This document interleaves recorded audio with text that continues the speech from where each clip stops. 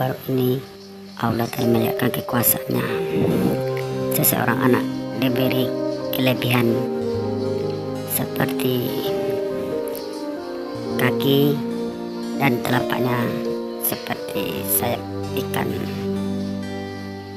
Kita lihat seorang anak ini dibantu oleh suster yang kita lihat yang waktu masih berada di rumah sakit.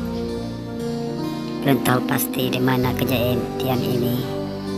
Yang pasti Allah telah menunjukkan kekuasaan. Allahu a'lam. Salam Tribun Minang.